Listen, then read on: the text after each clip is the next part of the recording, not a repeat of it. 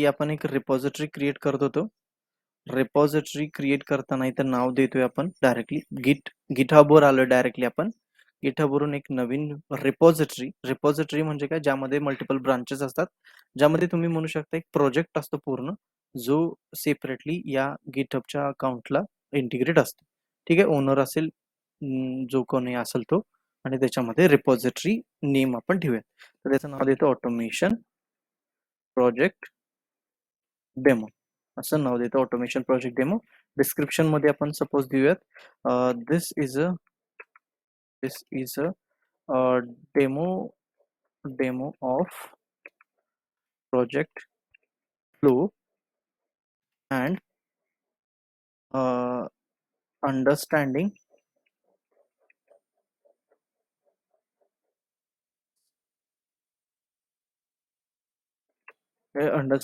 The framework simply असं नाव दे. Public करतो म्हणजे कुणी पण, तुम्ही सुद्धा त्याला या रिपॉझिटरीला डायरेक्टली क्लोन करू शकता किंवा डायरेक्टली या रिपॉझिटरीला यूज करू शकता. बट कमिट करण्यासाठी किंवा पुश करण्यासाठी रिस्ट्रिक्शन राहतील. तर ते पुश किंवा कमिट करताना फक्त मला सांगाल की तिथं पुश करतोय म्हणून, चेंजेस केल्या तरी चालतील, काही इश्यू नाही. फक्त तुम्हाला समजण्यासाठी तिथं तुम्ही लिहू शकता. आता इथं ऍड रीडमी फाईल ऍड करतो. आता ही रीडमी फाईल काय असते माहिती का, ज्यामध्ये काही बेसिक इन्स्ट्रक्शन असतात तुमच्यासाठी. तुमची ब्रांच कोणी केली किंवा तुमची ही पर्टिक्युलर रिपॉझिटरी कोणी क्रिएट केली, यामध्ये कोणता प्रोजेक्ट आहे किंवा डिस्क्रिप्शनचं काही डिस्क्रिप्शन आहे का वगैरे, या सगळ्या गोष्टी काय असतात, ऍड होत राहतात. त्यानंतर हे फक्त एक टेक्स्ट फाईल असते, त्यामध्ये तुम्ही वाचू शकता पहिल्यांदा की रीडमी फाईल मध्ये काय लिहिलेलं आहे. पण most of the time project मध्ये हे रीडमीला कोण लक्ष देत नाही, कारण फ्रेमवर्क मध्ये ऑलरेडी सगळ्या गोष्टी इंटिग्रेटेड असतात. गिट इग्नोर ही एक एक्सटेन्शन आहे, एक फाईल असते, टेक्स्ट फाईलच तुम्ही म्हणू शकता. बट गिट इग्नोर ही फाईल काय करते माहिती का, ज्यावेळेस तुम्ही पुश करत असता तुमच्या लोकल वरून रिमोट रिपॉझिटरीला, त्यावेळेस कोणत्या कोणत्या गोष्टी इग्नोर केल्या पाहिजेत. आता फॉर एक्झाम्पल मी तुम्हाला सांगतो, टेस्ट आउटपुट जो फोल्डर आहे, तो काय होतो की प्रत्येक वेळेस आपण जेवढ्या वेळेस एक्झिक्यूट केलेला आहे, तेवढ्या वेळेस तो रिप्लेस होत राहतो. आणि त्यामधले इमेजेस, URLs, काही काही टेम्पररी फाईल असतील, त्या क्रिएट होत राहतात ऑटोमॅटिकली, आणि त्या खूप बल्की असतात. त्यामुळे त्या गोष्टी अपलोड करणं काही म्हणजे कन्व्हिनियंट नाहीये. त्यावेळेस काय असतं माहिती का, गिट इग्नोर मध्ये ऑलरेडी कंपन्यांनी त्यांच्या फाईलमध्ये, त्यांच्या फ्रेमवर्कमध्ये ज्या अननेसेसरी गोष्टी असतात किंवा ज्या बाय डिफॉल्ट क्रिएट होतात, त्यांना त्या गोष्टी तिथे गिट इग्नोर या फाईलमध्ये ऍड केल्या जातात. म्हणजे त्यामध्ये काय होतं की तुम्ही ज्यावेळेस पुश करतात चेंजेस, त्यावेळेस त्या फाईल्स सिंपली इग्नोर करून रिमेनिंग ज्या फाईल्स आहेत, ज्या तुम्हाला नेसेसरी आहेत, ज्या फ्रेमवर्क रिलेटेड असतात, तेवढ्याच फाईल ऍड केल्या जातात.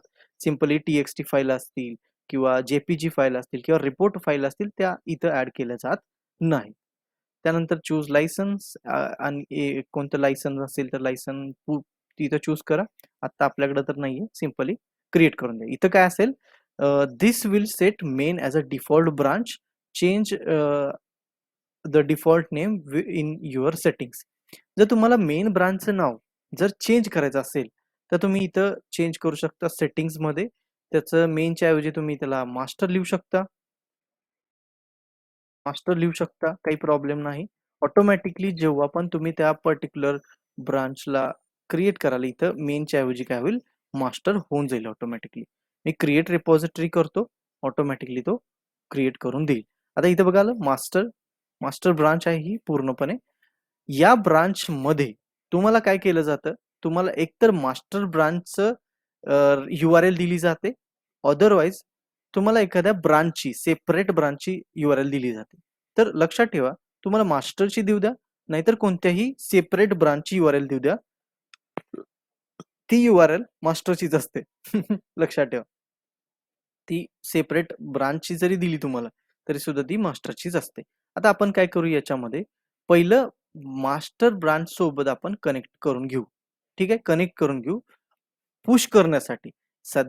सध्यासाठी या पर्टिक्युलर प्रोजेक्टमध्ये किंवा या पर्टिक्युलर ब्रांचमध्ये, रिपॉझिटरीमध्ये कोणताही प्रोजेक्ट अलोकेटेड नाहीये, इंटिग्रेटेड नाहीये.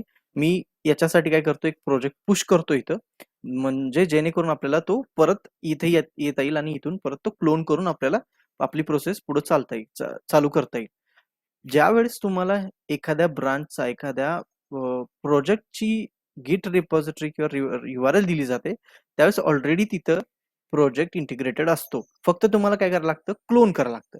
बट इथं आता माझ्या सिच्युएशनला कुठलाही प्रोजेक्ट इंटिग्रेटेड नाहीये, म्हणून मी सध्या याला काय करतो, सिंपली इथं दुसरा एक न्यू फोल्डर क्रिएट करतो. फोल्डरचं नाव आपण देऊ सिंपली की automation project. Simply automation project देऊ किंवा गिट प्रोजेक्ट तरी दिलं तरी तुम्ही काही सफिशियंट आहे. इथं कोणतंही नाव द्या. तुम्ही ज्यावेळेस इथं गिट स्टार्ट करता, गिट हब किंवा गिट बॅश, त्यावेळेस तुम्हाला इथंच तुमच्या पर्टिक्युलर प्रोजेक्टचं लोकेशन येते आणि ज्या नावाने इथं तुम्ही रिपॉझिटरी क्रिएट केलेली आहे त्या नावाची रिपॉझिटरी किंवा त्या नावाचं जे पण काही कोड असेल तो इथं फोल्डर क्रिएट होतो ऑटोमॅटिकली आणि तो एक नोड म्हणून किंवा हेड म्हणून काम केला जातो. आता हे मी तुम्हाला पुढे सांगेलच कशामुळे कसं काय. तर तुम्ही काय करा, पहिलं राईट क्लिक करून गिट बॅश हिअर ओपन करा. गिट Bash most of the time use करत चला, जेणेकरून तुम्हाला काय होईल की गिट GUI किंवा सोर्स ट्री म्हणून एक ऍप्लिकेशन आहे जे गिट सारखंच वर्क करतं.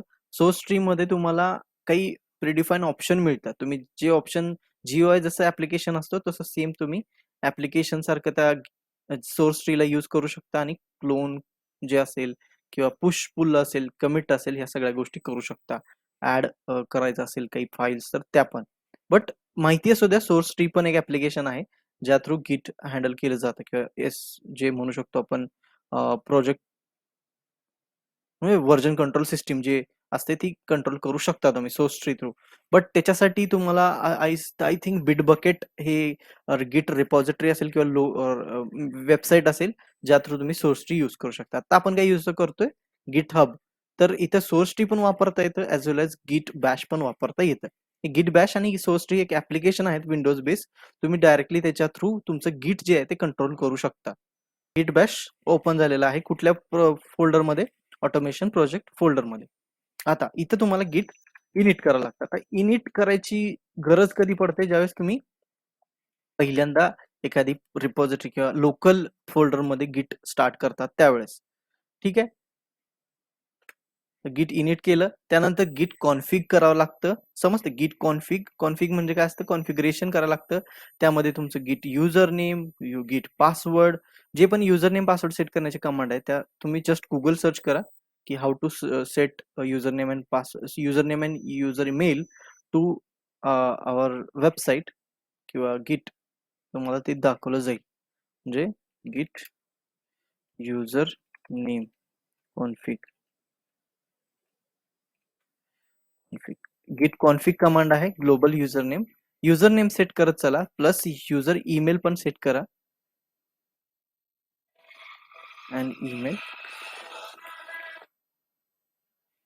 ईमेल पण सेट करा, म्हणजे तो ऑटोमॅटिकली या दोन कमांड तुम्ही पहिलं सेट करून ठेवायच्या, जेणेकरून तुम्ही ज्यावेळेस पुश करतात या सगळ्या चेंजेसला त्यावेळेस तुमचं नाव आणि तुमचं ईमेल तिथं डायरेक्टली इंटिग्रेट होतो.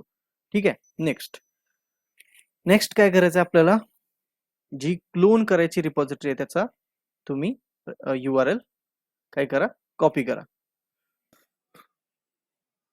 ठीक आहे, URL मी घेतली. इथं पहिल्यांदा लिहायचं गिट क्लोन. नेक्स्ट पेस्ट करायला कंट्रोल इन्सर्ट. मी पेस्ट केलेला, पेस्ट करण्यासाठी तुम्ही सिंपली इथं राईट क्लिक करून पेस्ट पण करू शकता. असं नाही की तुम्हाला कुठला शॉर्टकट माहिती असणं गरजेचं आहे. इथं बघा आता कुठला डॉट किट असा एक्सटेन्शन आलेला आहे, म्हणजे इथं तुम्हाला डायरेक्टली रिपॉझिटरीची लायब्ररीची जी असते ती URL मिळते. एंटर हिट करा, ऑटोमॅटिकली क्लोन केलं जाईल.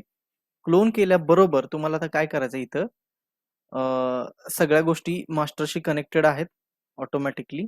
आणि इथं तुम्ही जरा प्रोजेक्ट मध्ये गेला किंवा तुमच्या फोल्डर मध्ये गेला की तुम्ही इथं तुमच्या कशामध्ये जाऊ शकता, प्रोजेक्ट मध्ये जाऊ शकता. तुमच्या एका पूर्ण एक फोल्डर क्रिएट होतो ऑटोमॅटिकली, ज्या रिपॉझिटरीच्या नावानं तुम्ही क्लोन घेतलेलं आहे त्याच्या नावाचं एक प्रोजेक्टचं सिंपली एक काय होतं, फोल्डर क्रिएट होतं. आता आपल्याला काय करायचं आहे, हे प्रोजेक्ट जे आहे, हा प्रोजेक्ट आपल्याला काय करायचा आहे, न्यू करून सिंपली याच्यामध्ये आपल्याला प्रोजेक्ट इंटिग्रेट करायचा आहे. सिंपली मी काय करतो, हा जो पूर्ण प्रोजेक्ट आहे, हा प्रोजेक्ट मी कॉपी करतो आणि इकडं पेस्ट करतो, जिथं आपला रिपॉझिटरीचा फोल्डर क्रिएट झालेला आहे. ठीक आहे. बघा, इथं पेस्ट केला. आता तुमचं काम काय आहे, की इथून डायरेक्टली पुश पुल काही करायची गरज नाही, इथं करायचं नाही. जे प्रोजेक्टच्या नावाचं फोल्डर क्रिएट झालंय, त्या फोल्डरमध्ये पहिल्यांदा मूव्ह व्हायचं. सीडी टॅब द्या. टॅब दिला की होतंय ऑटोमॅटिकली. हे जे नाव आहे, हे नाव कॉपी करा आणि सीडी पेस्ट करायचं. Control insert. सीडी करायचं, त्या पर्टिक्युलर फोल्डरमध्ये जायचं. फोल्डरमध्ये गेल्यानंतर इथं मास्टर ब्रांच असते. आता इथं गिट स्टेटस. गिट स्टेटस केल्यानंतर इथं तुमचे किती कोणते फोल्डर्स, किती प्रोजेक्ट्स, फाइल्स आहेत, त्या सगळ्या फाइल्स तुमच्या इथं डिस्प्ले केले जातील. आता गिट आउट टेस्ट आउटपुट पण फोल्डर आहे. काही वेळेस इथं गिट इग्नोर मध्ये तुम्ही जर इथं मेन्शन केली फाईल एखादी, तर तिथं टेस्ट आउटपुट फोल्डरचं पाथ सेट केला तर तो टेस्ट आउटपुट फोल्डर दाखवणार नाही. असं त्यांचं नाही का सेटअप असतं. तर सध्यासाठी राहू द्या, आपल्याला काही एवढं मोठं काम नाहीये त्याच्यामध्ये. नेक्स्ट कमांड काय असेल, गिट ऍड. कारण आपल्या काही फाईल्स आहेत त्या अजून रेडी टू कमिट नाहीये. त्याला रेडी टू कमिट मध्ये नेण्यासाठी ऍड कमांड यूज करा. ऑटोमॅटिकली गिट ऍड डॉट ही कमांड सगळ्या फाईल्स रेडी टू कमिट करेल. नेक्स्ट काय करायचं, गिट कमिट -m द्यायला विसरत जाऊ नका. गिट कमिट फक्त केलं तर ऑटोमॅटिकली कमिट होऊन जाईल विदाउट एनी मेसेज. -m फक्त मेसेजेस साठी. यामध्ये काय करायचं तुम्ही, की मेसेज गेट करायचा किंवा एखादा मेसेज लिहायचा. इथं कोणता मेसेज लिहू शकता इथं तुम्ही, सपोज इनिशियल कमिट किंवा इथं माय फर्स्ट कमिट जरी लिहिलं तरी चालेल. इथं प्रोजेक्ट सेटअप म्हणलं तरी चालेल. तुम्हाला जे वाटते ते मेसेज दे आणि मेसेज प्रॉपरली देत जा, कारण तुम्हाला पण रेकग्नाइज झालं पाहिजे की कोणतं कमिट आहे ते. ठीक आहे. गिट कमिट केलं की ऑटोमॅटिकली सगळ्या गोष्टी कमिट होतील, रेडी टू पुश होतात. इथं गिट स्टेटस पण बघत चला. हे टाईप करायची पण गरज नाही. अप ॲरो जर तुम्ही पुश केला तर प्रेस केला तर ऑटोमॅटिकली ज्या कमांड आहेत त्या सगळ्या होतील. आता इथं काय लिहिलेलं आहे, your branch is ahead of origin master bye 1 commit. म्हणजे तुमची ही आत्ताची लोकल ब्रांच आहे, ती काय एक कमिटला पुढं आहे. तुम्हाला काय करायचंय, गिट पुश करायचंय. आता इथं तुम्ही काय करू शकता, गिट पुश लिहू शकता. आता इथं पुश लिहिण्याचा मेन मोटो काय असतो, तुम्ही मास्टरमध्ये डायरेक्टली ज्या ब्रांचला तुम्ही सध्या आहात त्या ब्रांचच्या मध्ये डायरेक्टली पुश करा. इथे तुम्ही ओरिजिन दुसरी ब्रांच लिहिली तरी सुद्धा चालते, बट सध्या मास्टर मध्येच मला कमिट करायचं, त्यामुळे मी गिट पुश करतो डायरेक्टली. ऑटोमॅटिकली पुश होईल. आता इथं मला पासवर्ड विचारला जाईल, बरोबर. पासवर्ड विचारला जाईल किंवा नाही पण विचारू शकतात. हा, कारण ऑलरेडी माझ्या क्रेडेन्शियल सेट आहेत, तिथूनच क्रेडेन्शियल घेतलेलं आहे. जर तुम्हाला इथं पासवर्ड विचारला तर पासवर्डचा टॅब ओपन होतो गिट सारखा. तर तो ओपन झाला की तुम्ही तिथे पासवर्ड पेस्ट करायचा, ऑटोमॅटिकली पुश होईल. जर तुमच्याकडे गिटच नसेल इन्स्टॉल, तर गिट डाउनलोड करून, गिट बॅश डाउनलोड करून तुम्ही इन्स्टॉल करून मगच ह्या गोष्टी करू शकता. ठीक आहे. नेक्स्ट आता तुम्ही परत एकदा गिट स्टेटस बघा. इथे तुमची पूर्णपणे दोन्ही पण म्हणजे वर्किंग ब्रांच क्लीन आहेत, वर सुद्धा आणि खाली सुद्धा. म्हणजे रिमोट आणि लोकल रिपॉझिटरीज क्लीन आहेत. आता तुम्ही जायचं कुठं, रिमोट रिपॉझिटरी मध्ये आपल्या गिट हबवर. गिट हबवर तुम्ही थोडंसं काय करू शकता, रिफ्रेश करू शकता किंवा या ब्रांचवर परत एकदा जरी क्लिक केलं तरी ऑटोमॅटिकली होऊन जाईल. आता हा प्रोजेक्ट तुमचा इंटिग्रेट झालेला आहे. तुमच्या ब्रांच मध्ये सुद्धा असंच दिसेल ना, की याच्यात अजून एक फोल्डर असेल, असं काही नाही. याच्यामध्ये अशाच फाईल्स दिसतील तुम्हाला. आता इथं मी नाव दिले काय, automation project demo. But project कुठला आहे, अपस्टॉक्सचा. तर ज्यावेळेस तुम्ही क्लोन कराल त्यावेळेस ज्या pom.xml मध्ये जे नाव असेल ना, इथे तुम्ही ओपन करू शकता. जे प्रोजेक्टचं नाव असेल ना, तेच प्रोजेक्टचं नाव काय होईल, इंटिग्रेट होईल. मग इथं प्रोजेक्टचं नाव मी चेंज काय करत नाही, आहे तसंच राहू द्या. आपण याला आता काय करू, एक नवीन नवीन फोल्डर करू. एक नवीन फोल्डर घेऊ इथं आणि आपण परत एकदा स्टार्ट करू. डेस्कटॉपवर मी एक फोल्डर क्रिएट करतो, नवीन. सिंपली न्यू फोल्डर, गिट डेमो. गिट डेमो म्हणून भरपूर सारे असतील, तर माय गिट वर्क. असं मी एक फोल्डर क्रिएट करतो. ठीक आहे. आणि त्याचबरोबर मी इथे एक वर्कस्पेस क्रिएट करतो नवीन. स्विच वर्कस्पेस करा. स्विच वर्कस्पेस मध्ये अदर करा. अदर मध्ये सपोज मी ब्राउज करतो. सॉफ्टवेअर टेस्टिंगच्या ऐवजी इथं अजून एक प्रोजेक्ट वर्क म्हणून एक फोल्डर क्रिएट करतो. Project work. ठीक आहे. आणि हा जो प्रोजेक्ट वर्कस्पेस आहे, आता हा वर्कस्पेस वेगळा आणि मी आता गिट साठी क्रिएट केलेलं फोल्डर वेगळं असतं. ठीक आहे. एकच मिनिट हा, मी सेटअप जरा करतो व्यवस्थित.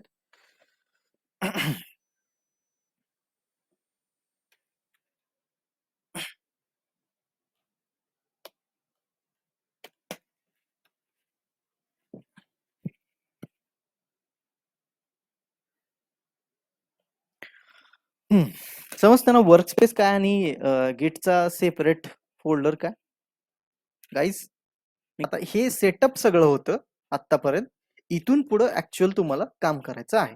म्हणजे काय केलं जाईल, तुम्हाला दिलं जाईल एक प्रोजेक्टचा रिपॉझिटरी किंवा प्रोजेक्टची एक URL जी क्लोन करायला लावली जाईल तुम्हाला. इथून तुम्ही URL कॉपी करायची आणि तुमच्या जिथं तुम्ही फोल्डर क्रिएट केलेलं आहे, माझं गिट वर्क जे आहे तिथे फोल्डर क्रिएट करायला केलेलं आहे, तिथंच तुम्ही डायरेक्टली काय करायचं, गिट क्लोन करायचं. आता इथं इनिट करायची गरज नाही, इनिट केलं तरी चालतंय, गिट क्लोन केलं तरी डायरेक्टली चालतंय. गिट क्लोन, तो गिट क्लोन केलं तुम्ही, इन्सर्ट केलं की ऑटोमॅटिकली जो प्रोजेक्ट आहे ऑटोमेशन प्रोजेक्ट, तो प्रोजेक्ट सगळा तुमचा इंटिग्रेट केला जाईल. आता या प्रोजेक्ट मध्ये सगळ्या फाईल्स आहेत. जो प्रोजेक्ट तुम्हाला दिला जातो तोच डायरेक्टली प्रोजेक्ट तुम्ही इथं केला, क्लोन केला.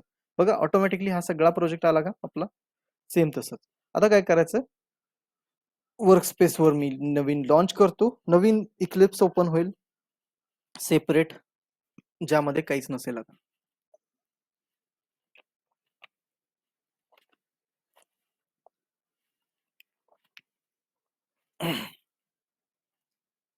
ओके.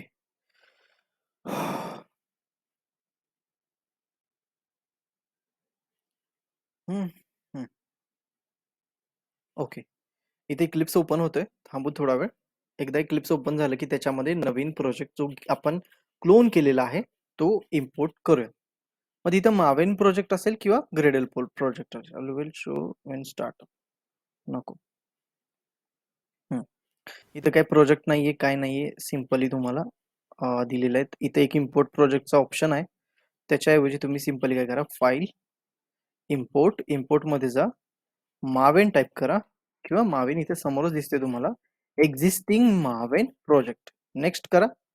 आता इथं एक्झिस्टिंग मावेन प्रोजेक्टची डायरेक्टली डिरेक्टरी जिथं तुमचा प्रोजेक्ट आहे तिथून तुम्हाला तो द्यावा लागतो. प्रोजेक्ट वर्क बरोबर आहे की, प्रोजेक्ट वर्क मध्येच होतं ना. प्रोजेक्ट वर्क इथं होतं, मेटा डेटा इथं अजून आलेला नाहीये.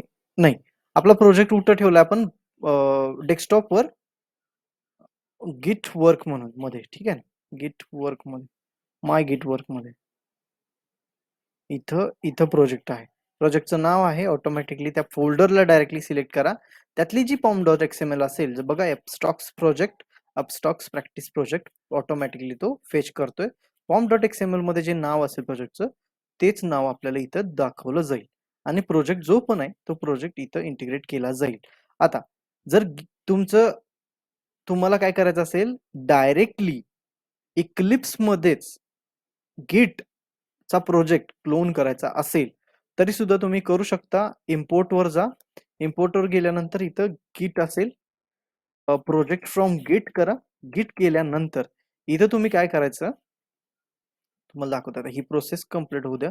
Existing local repository clone URL नाही का, क्लोन URL लागते.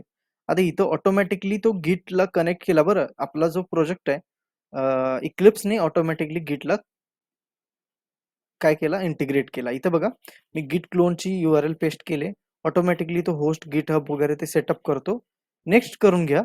नेक्स्ट केल्यानंतर तुम्हाला इथं ब्रांचेस दाखवले जातील. एक मास्टर असेल, एक सेपरेट ब्रांच असेल, वेगवेगळ्या ब्रांच असतील इथं. यातली कुठली ब्रांचचा तुम्हाला डायरेक्टली क्लोन घ्यायचा आहे ती ब्रांच सिलेक्ट करा, ऑटोमॅटिकली त्याच ब्रांचचा क्लोन येईल.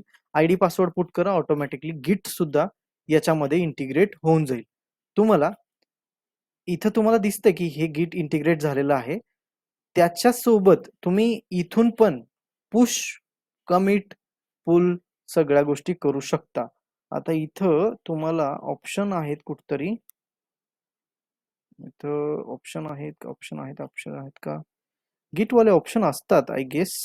मला माहिती आहे तसं. मार्विन टीम, हा, टीम मध्ये गिटचे सगळे ऑप्शन असतात. इथं तर तुम्ही काय करू शकता, कमिट करू शकता, पुल फ्रॉम पुल टू ओरिजिन करू शकता, फेच फ्रॉम ओरिजिन करू शकता, पुश करू शकता मास्टर मध्ये, किंवा पुल करू शकता वगैरे वगैरे. सगळ्या ऑप्शन्स तुमचे इथं दिले जातात. हे कधी येतं, ज्यावेळेस तुमचा प्रोजेक्ट ऑटोमॅटिकली गिटला कनेक्टेड असतो, त्यावेळेसच तो तिथं ऑप्शन येतात. ठीक आहे, हे झालं तुमचं काम. तुम्हाला जर सांगितलं, विचारलं की गिट तुम्ही कसं वापरलं, इक्लिप्स मध्ये इंटिग्रेट करून की गिट बॅश वरून, तर दोन्ही म्हणायचं. दोन्हीची एक्सपिरियन्स आहे मला, दोन्ही तुम्हाला करता येतं. इथे तुम्ही सपोज टीम वर जाऊन परत एकदा लेटेस्ट पुल घेतला मी सपोज, किंवा पुल फेच फ्रॉम ओरिजिन. म्हणजे फेच काय असतं, जस्ट काही नवीन असेल तर नवीन घ्या.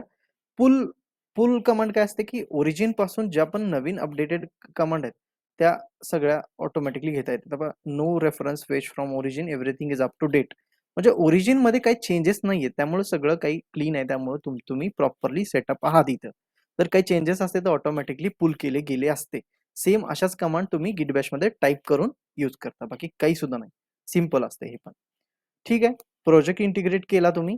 आता तुमचं काम काय असतं माहितीये का, पहिलं तर तुम्ही मास्टर मधून क्लोन घेतलेला आहे बरोबर. तुम्ही इथं याच डिरेक्शनला, याच ठिकाणी असाल, आणि तुम्ही काय कराल, ठीक आहे, तुम्ही प्रोजेक्टवरचं काम परफेक्टली बघितला, फ्रेमवर्क कसा बघितला आणि काम चालू केला. काम केला केला केला व्यवस्थित, तुम्हाला वाटलं की तुम्ही आता सफिशियंट कामामध्ये आहात आणि तुम्हाला आता पुश करायचं आहे.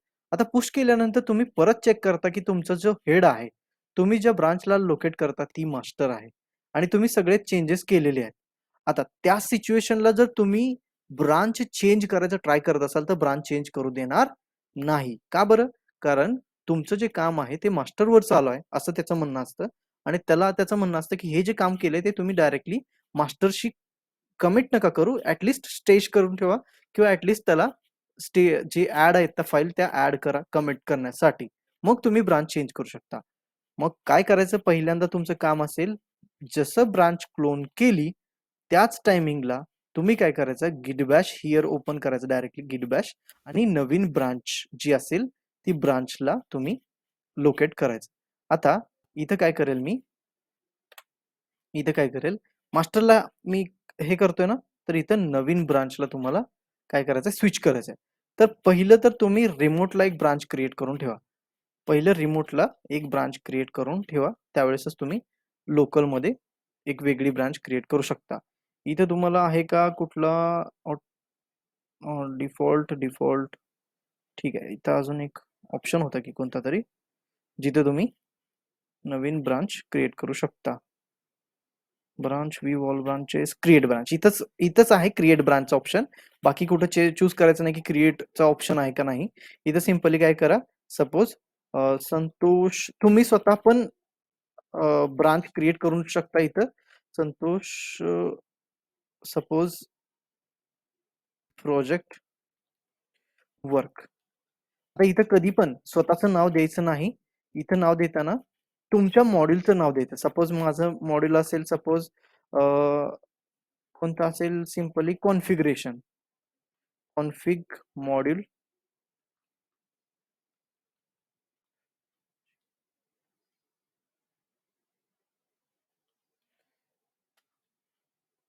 कॉन्फिग मॉड्यूल वर्क असं एक पर्टिक्युलरली नाव लिहा सिंपली.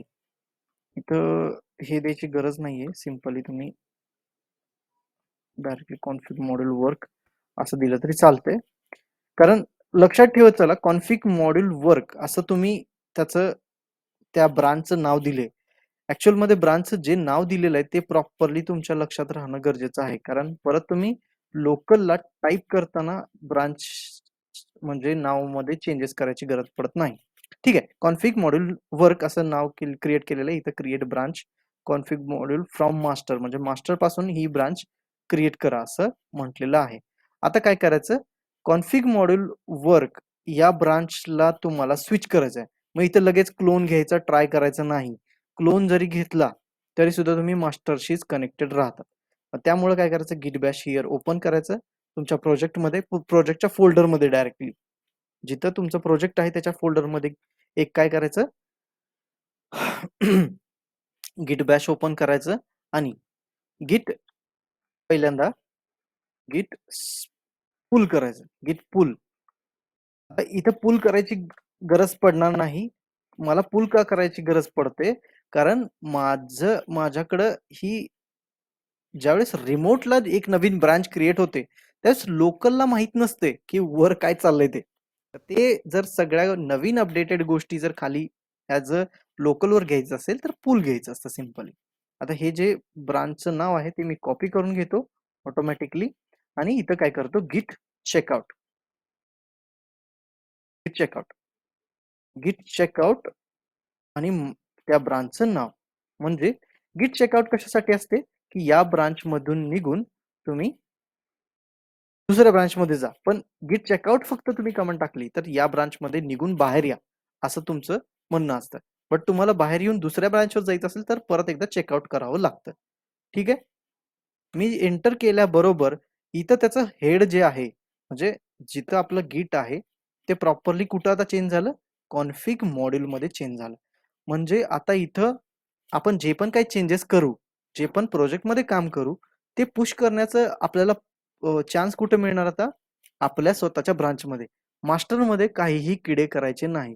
मास्टर मध्ये जर तुम्ही ठीक आहे तुम्ही अडकला तिथं की तुम्हाला तुम्ही काही चेंजेस केले आणि तुमचा हेड मास्टर मध्येच होता आणि तुम्ही विसरला, तर काय करायचं, जेवढे चेंजेस केलेल्या फाईल्स आहेत त्या कॉपी करायच्या, प्रॉपरली मास्टरला जे कमिट होतं तिथपर्यंत यायचं आणि तिथून परत ज्या फाईल कॉपी करून ठेवल्या साईडला ठेवायच्या, बाकी सगळं डिलीट करून मास्टरला मॅच करायचं आणि नंतर गिट चेकआउट करायचं. कारण गिट चेकआउट करायला देत नाही जेव्हा मास्टरमध्ये तुम्ही काहीतरी करत असतात आणि काही चेंजेस असतील तर ते तुम्हाला पुश करावेच लागतात. त्यामुळं ते न करता तुम्ही लक्षात ठेवायचं, एकतर तुम्ही ज्या वेळेस क्लोन घेतलाय त्याच वेळेस लगेच तुमच्या ब्रांचला स्विच होऊन राहा, म्हणजे तुम्ही ऍट द एंडला तुम्ही तुमच्याच ब्रांचमध्ये काम करत असाल. ठीक आहे. हे इंटरव्ह्यू मध्ये सांगत बसायचं नाही, कारण इंटरव्ह्यू मध्ये काय विचारलं जातं की how to avoid merge conflict. काही काही काही वेळेस माहितीये का मर्ज कॉन्फ्लिक्ट येत राहतात. म्हणजे ज्यावेळेस पुल रिक्वेस्ट केली जाते बघा, आणि पुल रिक्वेस्ट करताना ज्यावेळेस आपण तो कोड मास्टरमध्ये हे करत असतो, कंबाईन करत असतो, त्यावेळेस कंबाईन करताना मास्टरमध्ये असलेला कोड काहीतरी चेंजेस असतो आणि आपण काहीतरी वेगळंच अप्रोच लिहिलेला असतो. म्हणजे सपोज अमोल एका लॉग इनच्या मॉड्यूलवर काम करत असेल आणि मी होम पेजच्या मॉड्यूलवर काम करत असेल. मी ऑलरेडी तुम्हाला एक्झाम्पल सांगितले आणि अमोलनी काय केलं, लॉग इनचं मॉड्यूल कम्प्लीट करून पुश केलं आणि मी काय केलं की लॉग इनच्या मॉड्यूलमध्ये एक दोन लाईन एक्स्ट्रा टाकल्या आणि पुश करायचा ट्राय केला. आता प्रॉब्लेम काय होईल की लॉग इनचं जे फॉर्मॅट आहे तो ऑलरेडी तिथं प्रेझेंट आहे आणि आपण अजून एकदा त्याला चेंज करायचा ट्राय करतोय, तर तिथं प्रॉब्लेम असा येतो की तुम्ही तिथं नवीन अपडेट करताय, चेंज करताय सगळ्या गोष्टी, किंवा तुमच्याकडं कोणत्या फाईल्स डिलीट झाल्या असतील आणि तिकडून वर काहीतरी फाईल ऍड झाले असतील आणि तुम्ही मर्ज करताय, तर तिथं मर्ज कॉन्फ्लिक्ट येत राहतो. त्यामुळं तुमचं वर्क जे असेल ते सेपरेट ब्रांचवर राहिलं पाहिजे आणि जे ऑलरेडी पुश केलेला कोड आहे तो तुमच्याकडे लेटेस्ट क्लोन जो आहे तो असला पाहिजे. आता मर्ज कॉन्फ्लिक्ट अवॉइड करण्यासाठी तुम्ही काय करता की तुम्ही नेसेसरी जो कोड आहे तोच ठेवता आणि बाकीचा कोड रिमूव्ह करून परत एकदा पुल रिक्वेस्ट क्रिएट करता आणि नंतर मर्ज करता. समजते, जो नेसेसरी आहे, जो युनिक कोड आहे तोच ठेवता, फक्त बाकी सगळं रिमूव्ह करून देता. आणि मर्ज कॉन्फ्लिक्ट येऊ नये फ्युचरमध्ये म्हणून काय केलं जातं, प्रत्येक इंडिव्हिज्युअल डेव्हलपर आणि टेस्टरला सेपरेट सेपरेट ब्रांच क्रिएट करून दिली जाते आणि त्यांना ज्यावेळेस सगळ्या गोष्टी पुश केल्या जातील किंवा काही ब्रांचमध्ये अपडेट केल्या जातील त्यावेळेस रिमाइंडर दिला जातो की लेटेस्ट पुल घ्या म्हणून, ऑटोमॅटिकली तो कन्वर्ट केलेला गेलेला असतो. समजते. या या आपण तर आलो इकडं, इथं तुम्ही चेक केलात. आता याला रिफ्रेश करण्यासाठी तुम्ही काय करा, सिंपली रिफ्रेश करा, ऑटोमॅटिकली रिफ्रेश होईल आणि इथं जर ब्रांचचं नेम चेंज झाला असेल तर ब्रांचचं नेम पण चेंज होतंय. म्हणजे किट मध्ये सुद्धा तुम्ही बघू शकता कॉन्फिग मॉड्यूल वर्क या ब्रांचवर तुम्ही आहात. आता सर हे एकदा सांग ना, ब्रांच नेमचं थोडंसं लक्ष नव्हतं माझं. ब्रांच नेम म्हणजे चेंज केलं ते आपण ब्रांच चेंज केली हा स्विच केली बरं बरं बरं बरं ब्रांच चेंज कशी केली माहितीये का मी एक रिमोटवर ब्रांच क्रिएट केली एक रिमोट याच्यावर रिमोट रिपॉझिटरी रिमोट रिपॉझिटरीवर एक नवीन ब्रांच क्रिएट केली कशी क्रिएट केली इथं डायरेक्टली नाव लिहिलं माय ब्रांच इथं क्रिएट वर क्लिक केलं इथं एक नवीन ब्रांच क्रिएट झाली जशी कॉन्फिग मॉड्यूल आहे मी क्लोन केलं नाही बरं याला क्लोन आता करायची गरज नाही ऑलरेडी क्लोन केले ना जस्ट मी कोणती कमांड दिली गिट चेकआउट त्याच्या अगोदर मी काय केलं गिट पुल केलं कारण गिट पुल केल्यानंतर मला ज्या लेटेस्ट रिमोटवर ज्या अपडेट झालेल्या आहेत म्हणजे नवीन ब्रांच क्रिएट झाली काही फाईल्स ऍड झाल्या या सगळ्या गोष्टी मी लगेच जे लोकल रिपॉझिटरी आहे माझं फोल्डर आहे तिथपर्यंत सगळे कॉन्फिगरेशन घेऊन घेतलं आणि इथं काय ऍड झाली नवीन ब्रांच इथं तुम्हाला दिसते बघा या नवीन ब्रांचचं मी काय केलं नेम कॉपी केलं आणि गिट चेकआउट करून या ब्रांचला स्विच केलं डायरेक्ट स्विच केल्यानंतर तुमचा हेड जो असतो तो नवीन ब्रांचला स्विच होतो इथं पण तुम्ही गिट ब्रांच इथं नाव देऊ शकता डेमो ब्रांच म्हणून डेमो ब्रांच इथं गिट ब्रांच डेमो ब्रांच क्रिएट करून दिली जाते इथं क्रिएट होते फक्त गिट ब्रांच जर तुम्ही कॉल केलं तर तुम्हाला समजतं की किती ब्रांचेस आहेत लोकल मध्ये आता बघा इथं काय केलं मी एक नवीन ब्रांच क्रिएट केली लोकल मध्ये तर तुम्ही असं रिव्हर्स ऑर्डरने पण जाऊ शकता ठीक आहे आता गिट चेकआउट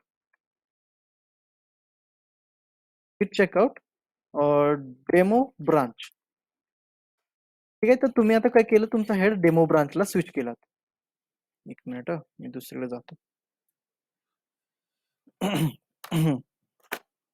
एकच मिनिट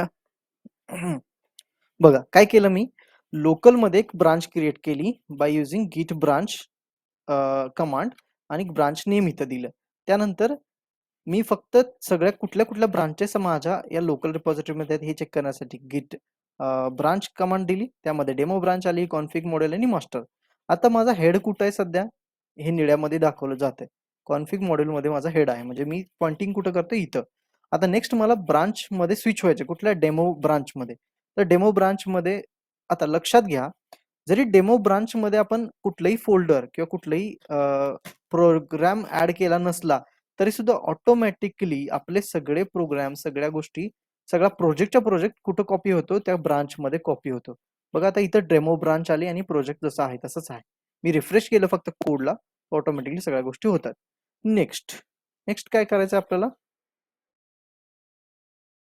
हा आता रिमोट रिपॉझिटरी मध्ये ही ब्रांच आहे का नाही आता रिमोट रिपॉझिटरी मध्ये आपली ब्रांच नेण्यासाठी गिट पुश करावं लागतं गिट पुश इथून तुम्ही गिट पुश फक्त केलं तर कुठं जाईल डेमो ब्रांच मध्ये आणि डेमो ब्रांच मध्ये जाण्यासाठी तो काय करेल तिथं नवीन ब्रांच क्रिएट करून देईल ऑटोमॅटिकली आता इथं बघूया current branch demo branch no upstreams तर त्याला काय केलं पाहिजे आपल्याला पुश अपस्ट्रीम ओरिजिन हा इथं ओरिजिन डायरेक्टली करावं लागतं आपल्याला सेट अपस्ट्रीम लिहावं लागतं तर इथं लिहिण्यासाठी डायरेक्टली गिट पुश आपण करू शकतो गिट पुश ओरिजिन मास्टर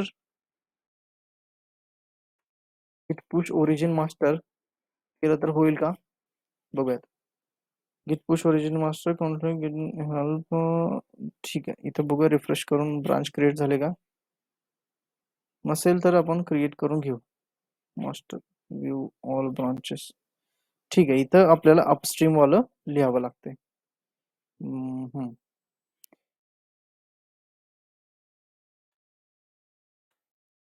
स्ट्रीम लिहावं लागतं सेट अपस्ट्रीम म्हणजे वर एक ब्रांच क्रिएट करून घ्या आणि इथं तुम्ही त्या डेमो ब्रांच मध्ये तुम्ही काय करा सगळ्या गोष्टी अपलोड करून द्या तिथं आता नवीन ब्रांच क्रिएट होईल मी रिफ्रेश करतो ऑटोमॅटिकली इथं क्रिएट होईल बट रिव्हर्स ऑर्डर मध्ये इथं क्रिएट झाले demo branch but reverse order मध्ये जाण्यापेक्षा तुम्ही सरळ डायरेक्ट ऑर्डर मध्ये गेलेलं मला बेटर राहतं ठीक आहे रिव्हर्स ऑर्डर समजलं सगळ्यांना हो सर परत मी गिट चेकआउट करतो कॉन्फिग मॉडेल वर्कवर मी प्रॉपरली येतो माझा हेड मी प्रॉपरली सेट केला आता नॉर्मल मी या प्रोजेक्टला रिफ्रेश करतो रिफ्रेश करायची गरज नाही तो ऑटोमॅटिकली त्यानं रिफ्रेश करून घेतला इथं कॉन्फिग मॉडेल वर्क अशी ब्रांच आलेली आहे ठीक आहे नेक्स्ट आपण जे काही चेंजेस करू ते कॉन्ट्रोल मॉड्यूल वरती होतील इफेक्ट होतील होतील इफेक्ट मोठं होतील किंवा तिथं सेट होईल की सगळं आता तिथंच update चेंजेस आपण करावं लागेल. करावं लागेल. ठीक आहे. आता हा प्रोजेक्ट आला की लोकल वरती जो प्रोजेक्ट आहे लोकलचा जो तुम्ही इथं फोल्डर बघू शकता. इथं तुम्हाला काही चेंजेस दिसणार नाही. तिथं सिम्पली तोच प्रोजेक्ट दिसेल जो तिथं आहे तो सेम. बट तुम्हाला ज्या ब्रांचेस असतात त्या तुम्ही कुठं बघू शकता नाही का? इथे एक कुठलं फोल्डर होतं एक हिडन फोल्डर असतं. गिट वर्क म्हणून काय गिटचं फोल्डर असतं. काहीतरी असतं त्याच्यात, हा असं काहीतरी असतं. डॉट गिट फोल्डर असतं त्याच्यामध्ये काहीतरी तुम्हाला दिसतं ते हिडन असतं फक्त ते दिसतं तुम्हाला तिथून. ठीक आहे. सेम नाही राहत कनेक्ट राहत नाही तिथं तुम्हाला परत इनिट करावं लागतं किंवा परत तुम्हाला क्लोन घ्यावं लागतं त्याचं. ठीक आहे. पण सारखं सारखं क्लोन घ्यायचा नाही. चलो आता काय करायचं होतं आपल्याला प्रोजेक्ट तर आपला क्लोन झाला. गिट बद्दल आपण सेटअप सगळं केलेलं आहे प्रॉपरली आपण सेट आहे आता प्रोजेक्ट वर यायचं. प्रोजेक्टवर आल्या आल्या आपल्याला पहिल्यांदा काय बघायचं असेल तर pom.xml फाईल बघायची. pom.xml फाईल मध्ये जस्ट चेक करायचं एक नजर फिरवायची कोणत्या कोणत्या लायब्ररीज आहेत ओळखीच्या वाटतात का आपल्या लायब्ररीचं सेलिनियम आहे किंवा जी पण कोणती टेस्ट एनजीची आहे ती ओळखीची वाटत असेल तर ठीक आहे. नसेल तर क्लोज करून टाका सिंपली. pom.xml बघण्यासाठी हे इन्सिस्ट का करतोय कारण काही प्रोजेक्टच्या काही कंपन्यांच्या स्वतःच्या लायब्ररीज असतात त्या पण तुम्हाला फॅमिलियर राहाव्या म्हणून मी तुम्हाला pom.xml बघायला लावतो. नेक्स्ट तुम्ही कुठं जायचं पहिली गोष्ट तुम्ही काय कराल टेस्ट फोल्डर मध्ये जाल कारण आपलं एक्झिक्युशन कुठून स्टार्ट होतं टेस्ट मधून तर तुम्ही कुठं जायचं टेस्ट फोल्डर मध्येच जायचं आणि जी पण तुम्हाला अशी वाटते की ती पहिली टेस्ट असेल त्या ऍप्लिकेशनला बघितल्यानंतर तुम्ही बघू शकता म्हणू शकता की इथं ही सपोज होम पेज टेस्ट आहे म्हटल्यानंतर ही पहिला टेस्ट क्लास असेल मग याला ओपन करून बघायचं. आता इथं 2 क्लासेस आहेत टेस्ट क्लासेस म्हणून तुम्ही इझिली म्हणू शकता की ठीक आहे यातलं एकच घ्यायचं आहे. बट इथं 100 150 200 क्लासेस असतात म्हणजे मल्टिपल पॅकेजेस असतात त्याच्यामध्ये टेस्ट क्लासेस असतात.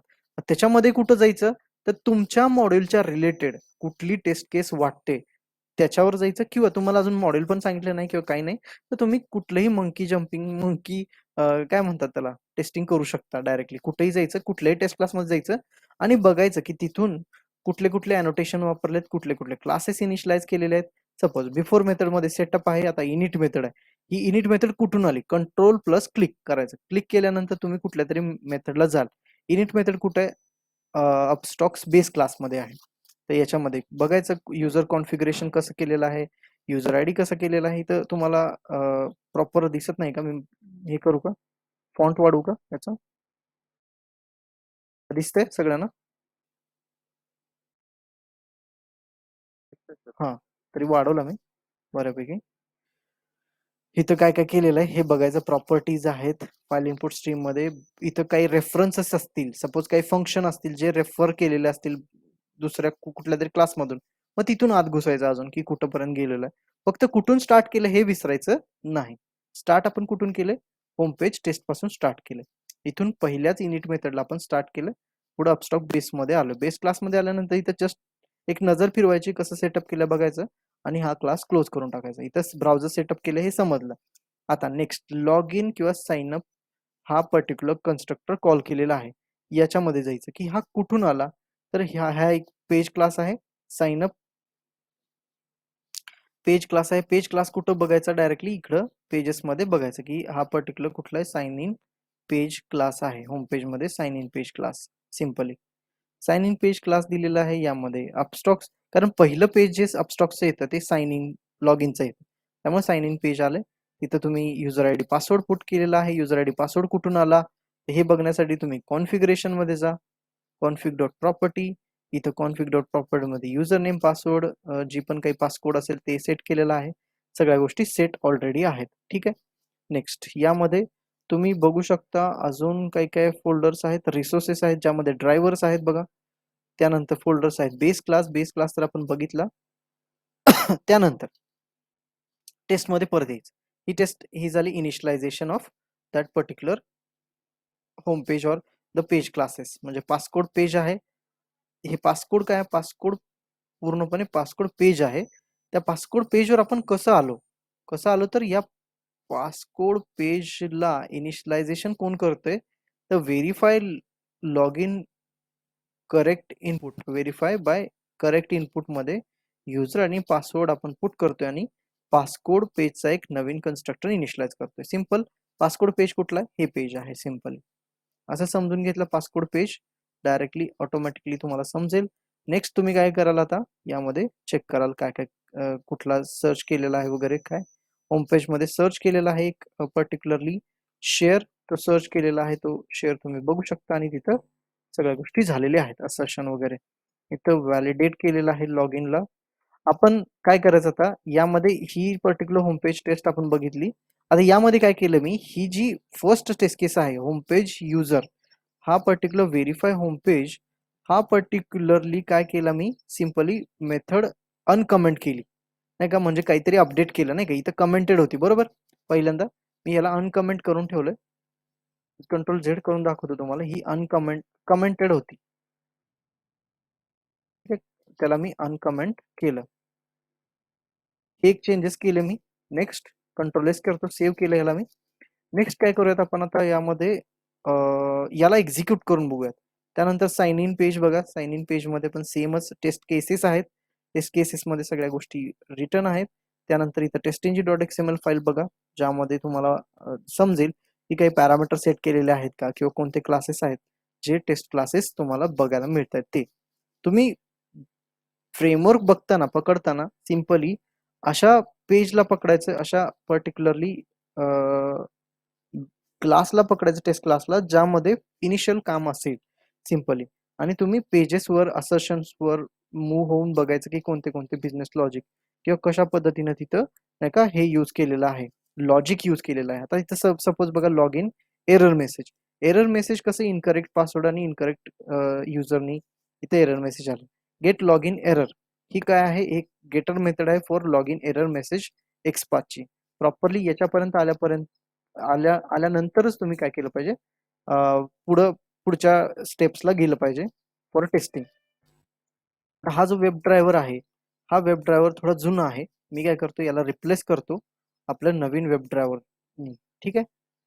एकदा आपण डाउनलोड केलेला वेब ड्रायव्हर कुठं सॉफ्टवेअर टेस्टिंग मध्ये टूल्स मध्ये हो काय झालं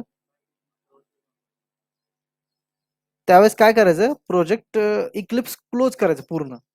आता इक्लिप्स क्लोज करायचं आणि नंतर डिलीट करायचं किंवा त्याला पहिल्यांदा काय करायचं माहितीये का ते डिलीट डिलीट होत नाही का बरं माहितीये का ते ऑलरेडी रेफर केलेलं असतं म्हणून यूज मध्ये असतं म्हणून. आता डिलीट झालं कारण मी याला एक्झिक्यूट केलं नव्हतं. सिस्टीमला माहिती नाही की ते यूज मध्ये आहे ते म्हणून. त्यामुळं काय करायचं की याला तुम्ही पेस्ट करा. इथे मी नाव चेंज करतो रिनेम 1 आहे तो. आता काल परवा दिवशी आपल्याला पण डिलीट करता नव्हता आला. डिलीट नव्हता करता आला म्हणजे कसं की तो ऑलरेडी यूज मध्ये होता म्हणून डिलीट नव्हता होत तो. मग तिथं काय करायचं सिंपली प्रोजेक्ट मधला तो रेफरन्स असेल तो काढायचा परत एकदा एक्झिक्यूट करायचं म्हणजे गेको ड्रायव्हर वर एक्झिक्यूट करायचं सगळ्या गोष्टी आणि नंतर क्रोम ड्रायव्हरला चेंज करायचं. समजतंय असं काहीतरी जुगाड करायचं त्याला. ठीक आहे पहिल्यांदा आपण काय करू याला एक्झिक्यूट करून बघू क्रोम ड्रायव्हरवर आणि एक्झिक्यूट करून त्याला समजून घेऊ की कशा पद्धतीने तिथं काम चालतंय ते. मग तुम्हाला तिथं ज्यावेळेस प्रोजेक्ट मिळला जातो त्यावेळेस तुम्ही विचारायचं की यामध्ये मी कोणता क्लास एक्झिक्यूट करून बघू का एक्झिक्यूट करण्यासाठी काही कॉन्फिगरेशन लागतं तर काही एन्व्हायरमेंट व्हेरिएबल सेट करावे लागतात ज्यावेळेस तुम्ही कॉन्फिगरेशन करतात. त्याचबरोबर तुम्हाला काहीतरी अजून कोणत्या कोणत्या गोष्टी कराव्या लागतात ज्या तुम्हाला नेसेसरी असतात त्या तुम्ही तिथं काय करायचं प्रॉपरली विचारून बघायचं की प्रॉपर आहेत की नाही तिथं आणि मगच ते चेंजेस करायचे. ठीक आहे. आता इथं प्रॉपरली पहिलं तर ब्राउझर कॉन्फिगरेशन करताना इथं पाथ जे आहेत बेस क्लास कुठे आहे बेस क्लास आपला तर पाथ बरोबर नाही आहेत आपले. हे पाथ चेंज करू इथल्या पहिल्या आधी म्हणजे हा जो पाथ आहे तो त्या फोल्डरचा पाथ होता जिथं मी ऑलरेडी ठेवलेलं होतं. ठीक आहे ड्राईव्हर. ठीक आहे पहिलं कॉन्फिगरेशन फाईल घेऊ कॉन्फिग फाईल घेऊ पाथ घेऊ properties path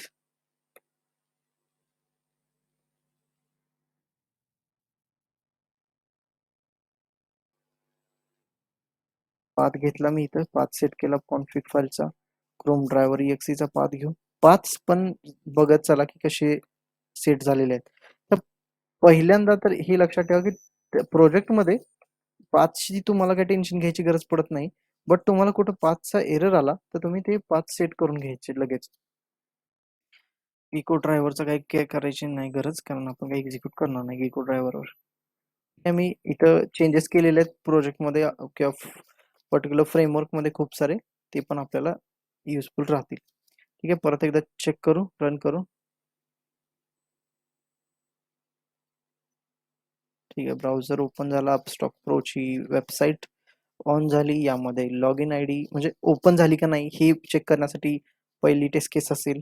next, Upstox pro मध्ये रॉंग युजर ID इनपुट मध्ये एरर आली का नाही हे चेक करण्यासाठी पर्टिक्युलरली टेस्ट केस असेल. मग आता इथे एरर मेसेजचा काही बघितलं नाही.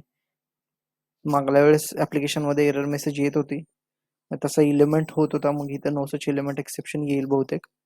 आली तर ठीक आहे, आपण त्याला दुरुस्त करू शकतो. बघूया चेक करून काय होते आता.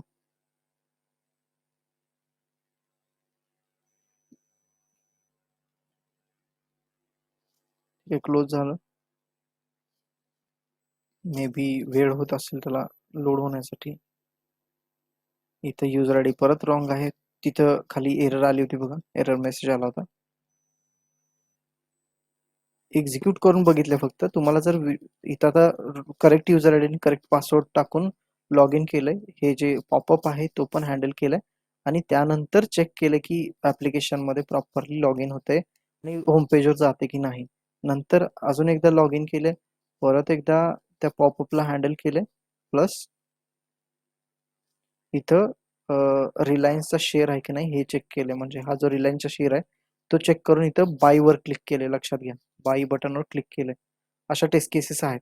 आता एक टेस्ट केस फेल झाली, ती फेल झालेली टेस्ट केस कुठं बघायची, रिझल्ट मध्ये जाऊन इथं बघायची, validate sign in with correct user ID password. आज ही जी पहिली टेस्ट केस आहे ती डिबगवर क्लिक झालं माझं. डिबग काही थांबणार नाही, ते डिबगिंगला ती काही जाईल डायरेक्टली एक्झिक्यूट होऊन. डिबग करण्यासाठी डिबग पॉईंट सेट करावे लागतात ना. म्हणजे इथं ASDH ही जे आहे इथं एरर मेसेज क्रिएट होत नाही, बरोबर. एरर मेसेज जो क्रिएट व्हायला पाहिजे तो क्रिएट होत नाही. इथं ASDH अजून 2-3 कॅरेक्टर ऍड करून देतो मी इथं, म्हणजे ऑटोमॅटिकली तो क्रिएट करून देईल तिथं पासवर्ड. परत एकदा याला चेक करू, करेक्ट युजर आहे की incorrect user ID. Correct user ID, incorrect user ID check केलं पाहिजे properly. Incorrect user ID, correct user ID within function incorrect user ID.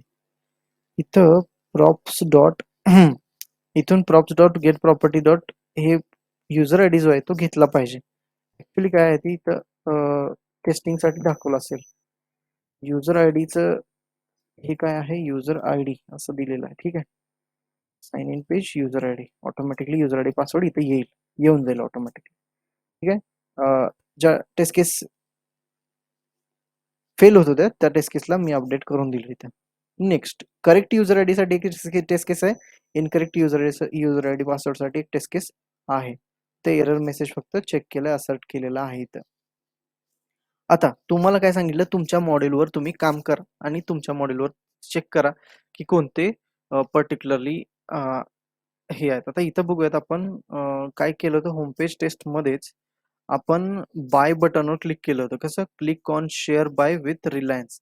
आता इथं मी काय केलं होतं, बाय बटन क्लिक वर करण्यासाठी मी काय केलं होतं, ऍक्शन क्लास घेतला होता. ऍक्शन क्लास वरून मूव्ह टू रिअल स्टॉक, म्हणजे जो रिलायन्सचा स्टॉक आहे त्याच्यावर मूव्ह इलेमेंट केला, कारण तिथं माउस मुवमेंटच सपोर्ट होतं. ऍप्लिकेशन बघा, आपण ऍप्लिकेशन जरा बघूयात म्हणजे तुम्हाला समजेल. स्टॉक्स प्रो,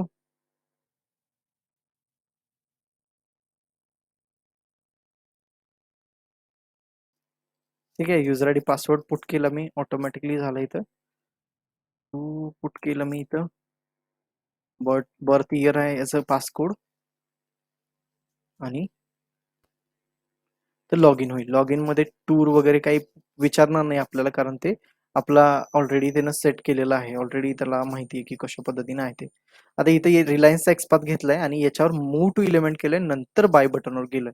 आता ते बाय बटनवर जाण्यासाठी आपल्याला थोडेसे नाही का मूव्ह टू इलिमेंट आणि इथं move to element dot build dot perform, त्यानंतर click on share to buy button. तर अजून एक आहे बाय बटनवर क्लिक करण्यासाठीचा programme.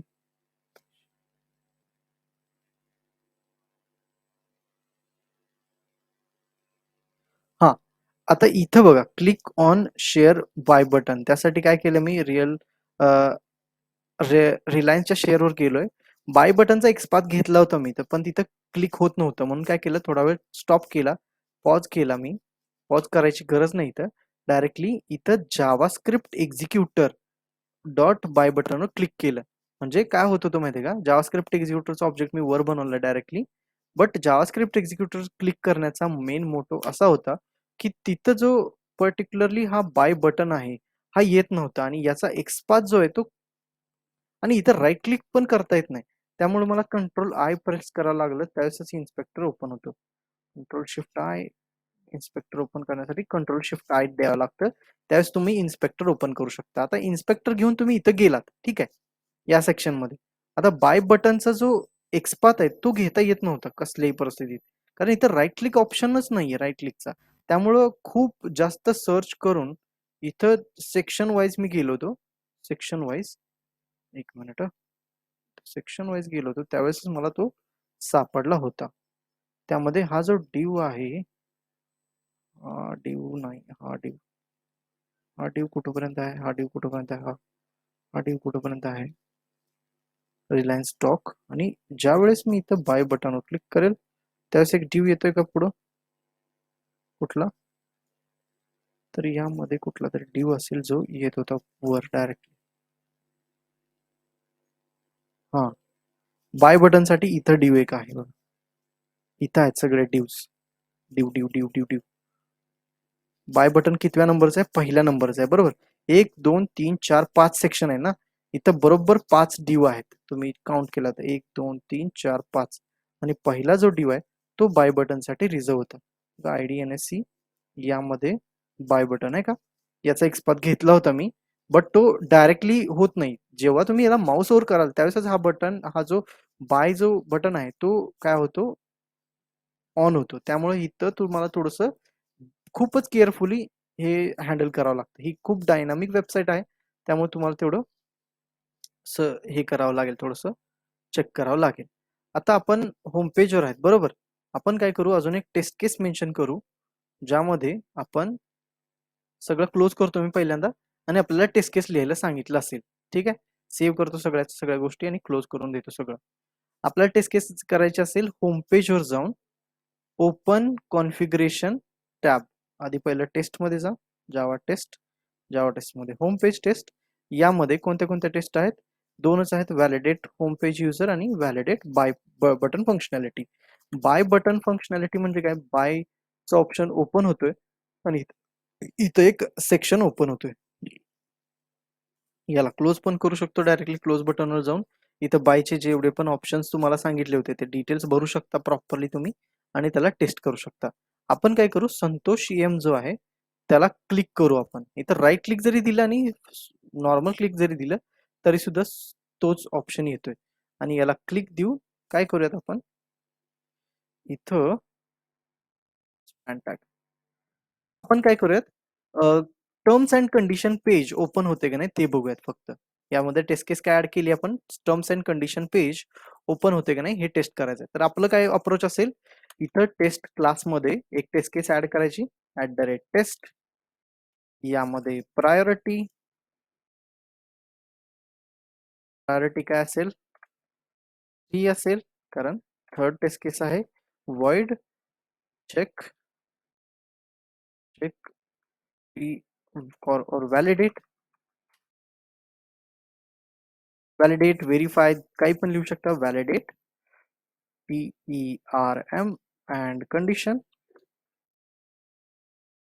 Page page terms and condition page displayed और नॉट हे आपण काय करू एक टेस्ट केस ऍड करू. ठीक आहे. नेक्स्ट आता आपला फ्लो कसा आहे बघा. पहिल्यांदा तुम्ही असर्शन करताय होम पेजवर आहात. होम पेजवरून जातात डायरेक्टली. आपला फ्लो काय की तुम्ही होम पेजवर येतात डायरेक्टली. तर सेटअप मध्ये ऑलरेडी होम पेजवर आपण आलेलो आहोत. होम पेजवर आल्यानंतर तुम्हाला सिंपली काय चेक करायचं या पर्टिक्युलर याच्यावर क्लिक करायचं. कशावर? या पर्टिक्युलर संतोष एम या पर्टिक्युलर एलिमेंटवर लिंकवर बटनवर म्हणू शकता त्याला क्लिक करायचं आहे. तुम्ही काय कराल सिंपली डिव होतं स्पॅन होतं तिथे स्पॅन टेक्स्ट मी घेतो इक्वल टू सिंगल कोट मध्ये संतोष एम बरोबर. हा स्पॅन टॅग आहे याच्यावर मला क्लिक करायचं आहे. स्पॅन आहे त्याच्यावरचा डिव आहे त्याच्यावरचा एक हे आहे पर्टिक्युलरली इथे एक ॲरो बटन आहे. ॲरो बटनवर पण तुम्ही क्लिक करू शकता और याच्यावर जरी क्लिक केलं तरी चालेल. तुम्ही माउस मुवमेंट करून त्याच्यावर जाऊ शकता तरी सुद्धा काही प्रॉब्लेम येणार नाही. Click on user name user icon user icon असं अशी मी एक मेथड क्रिएट करतो. कशामध्ये? होम पेज मध्ये. Home page dot click on user icon. तर ही मेथड नसणार 100%. त्यासाठी आपण क्रिएट करू सिंपली इथून ती पब्लिकली क्रिएट करत चला ऑटोमॅटिकली क्रिएट होईल. त्यानंतर एक्सपाथ आपल्याला लिहावं लागेल. सिंपली मी इथंच लिहितो @find by इथंच लिहितो. कारण का बरं? कारण मला इथल्या इथं जवळपास त्याला यूज करता यावा. एक्सपाथ मध्ये आपण हा एक्सपाथ घेऊ इथं पेस्ट करू डायरेक्टली आणि नेक्स्ट प्रायव्हेट वेब एलिमेंट हे सिंपली तुमचं normally page object model class user name button user button म्हणा सिंपली युजर बटन आणि युजर बटनवर आपल्याला क्लिक करायचं आहे. सिंपली डॉट क्लिक केल्यानंतर तुम्हाला काय होईल एक इथं क्लिक केल्यानंतर तुम्हाला एक टर्म्स अँड कंडिशनचा ऑप्शन मिळेल. तुम्ही परत एकदा इन्स्पेक्टर घेऊन इथं जा. सिंपली अरे इन्स्पेक्टर घेऊन इथं जा. तुम्हाला ऑटोमॅटिकली दाखवलं जाईल. नेक्स्ट तुम्ही काय कराल टर्म्स अँड कंडिशन एक डिव टॅग आहे.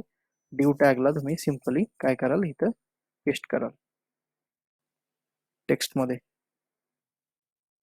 डिव टॅग आहे टर्म्स अँड कंडिशन्स बरोबर आहे का? डिव @text terms and conditions dot इथं डॉट नाहीये. ठीक आहे डॉट काढला. परत एकदा एक एक्सपाथ इथं पेस्ट करतो आहे तसंच एक घेतो इथं आणि सिंपली इथं terms and condition button terms and condition button आपण त्याला देऊयात. एक्सपाथ चेंज करायचं विसरू नका नाहीतर एक्सपाथ विसरला की तुम्ही त्याच बटनवर परत एकदा क्लिक कराल. परत terms and condition button click next आता तुम्ही काय कराल टर्म्स अँड कंडिशनवर क्लिक केल्यानंतर तुम्ही कुठल्या पेजवर रिडायरेक्ट व्हाल? Terms and condition page. भलेही तुम्ही होम पेजवर असाल तरी सुद्धा मी काय कन्सिडर करतो आता हे टर्म्स अँड कंडिशन पेज एक नवीन ओपन होणार आहे. म्हणून आपण काय करणार आता एक नवीन पेज ऍड करणार. Terms and condition page ARMS terms and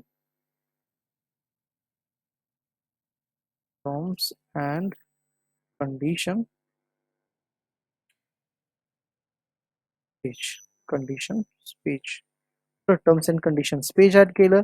त्यानंतर एक्सटेंड त्याला काय करायचं आपण स्टॉक्स बेस क्लास बेसने एक्सटेंड केलं.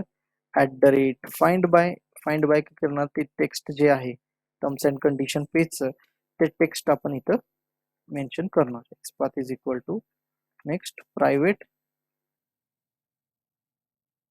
वेब एलिमेंट सिंपली आणि त्यानंतर आपण बघूया तिथं टर्म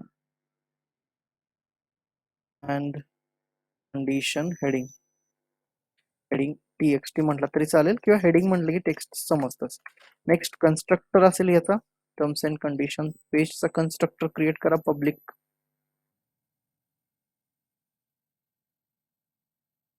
कन्स्ट्रक्टर क्रिएट केला. पब्लिक, अरे पब्लिक मेन क्रिएट होतं इथं, void, इथं मी कन्स्ट्रक्टरचं नाव देतो, ऑटोमॅटिकली कन्स्ट्रक्टर मध्ये कन्वर्ट होईल. Page factory dot init element dot init elements मध्ये ड्रायव्हर आणि दिस डायरेक्टली सगळे जे जे ऑब्जेक्ट्स असतील ते इनिशियलाइज होतील. आणि इथं काय लिहू आपण, बुलियन बुलियन पब्लिक बुलियन लिहू आपण, method public Boolean on term page, on terms page, simply return terms and conditions, जे हेडिंग आहे डॉट इज डिस्प्लेड. म्हणजे आपण टर्म्स अँड कंडिशन पेजवर आहेत की नाहीत हे चेक करण्यासाठी आपण काय करणार, हेडिंग तिथे घेणार. H1 टॅग आहे, H1 सिंपली मी टॅग नेम चेंज केले की ऑटोमॅटिकली तिथं एक्सपाथ बी चेंज झालेलं आहे. ओके, सिंपली सगळं व्यवस्थित झालं. आता परत या होम पेज टेस्ट मध्ये. इथे काय करणार तुम्ही, होम पेज क्लिक करणार त्या पर्टिक्युलर युजर आयकॉनवर, परत home page dot click on user icon, नंतर क्लिक ऑन, सिंपली करणार click on terms and condition page, click on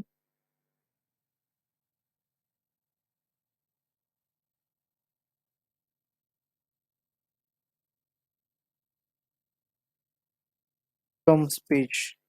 ठीक आहे, सिंपली क्लिक करणार याच्यावर. याच्यासाठी एक मेथड क्रिएट करायचं आणि या पर्टिक्युलर टर्म्स पेजवर क्लिक करा. सिंपली हे जे क्लिक आहे ही क्लिक इकडं करा खाली, कारण आपण एक एक प्रॉपरली मेन्शन करतोय मेथड्स सेपरेट. आणि हे जर परत युजर आयडी वर क्लिक करण्याचं जर फंक्शनॅलिटी परत एकदा नेसेसरी पडली युजर आयडी वर क्लिक करण्यासाठी, तर युजर आयडी वर क्लिक करा डायरेक्टली अशा वेने. नेक्स्ट नेक्स्ट नेक्स्ट नेक्स्ट झालं, एवढंच करायचं आपल्याला. यानंतर हे टर्म्स अँड कंडिशन पेजवर क्लिक केल्यानंतर आपण काय करणार, इथं आपल्याला रिटर्न करून देणं, कट कट रिटर्न करावं लागेल. रिटर्न टर्म, हा new terms and condition page,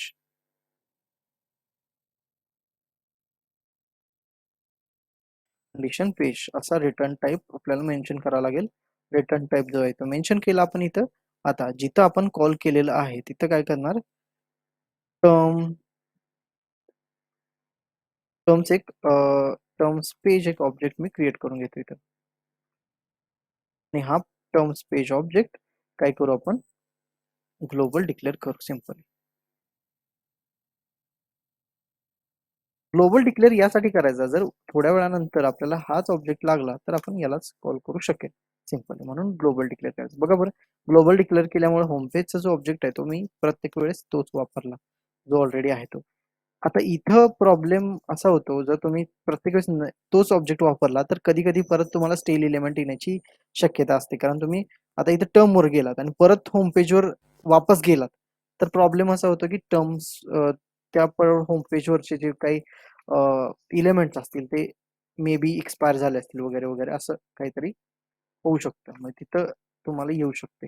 but तसं काही होत नाही. जर झालं तर तुम्ही काय कराल, परत एकदा ऑब्जेक्टला इनिशियलाइज कराल सिंपली इथंच. तर तुम्हाला तशी एक्सेप्शन येत असेल सारखी सारखी जर एक्झिक्युशनला, तर तुम्ही काय कराल, सिंपली ऑब्जेक्ट इनिशियलाइज करा. नेक्स्ट काय करायचं, इथं आता असर्शन, असर्ट किंवा असर्टचा ऑब्जेक्ट डायरेक्टली घेतो मी, असर्ट डॉट इक्वल्स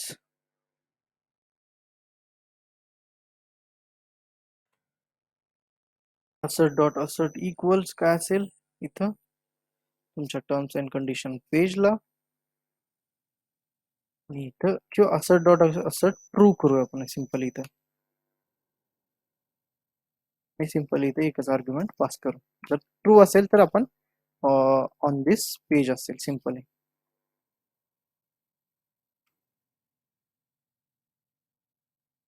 ओके, ते इम्पोर्ट करायचं राहिलं. We are on term page,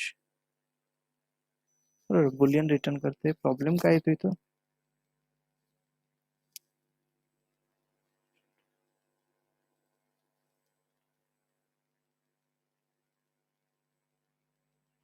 page on terms to convert from void to boolean on terms page.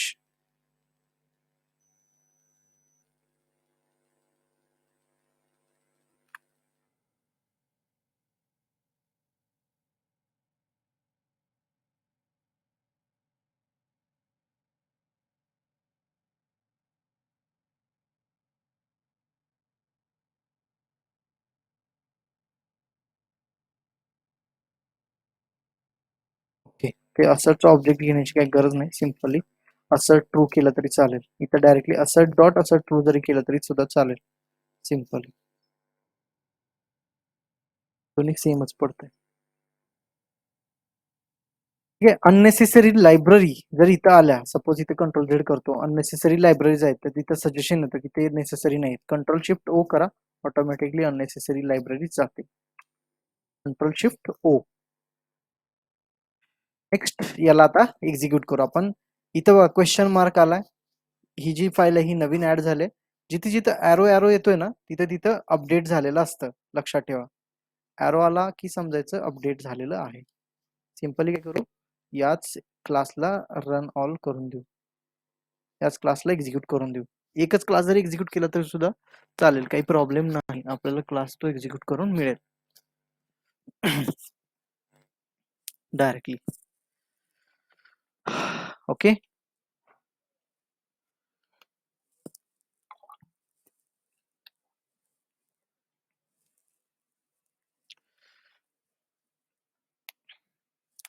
क्लासमध्ये 3 टेस्ट केसेस आहेत.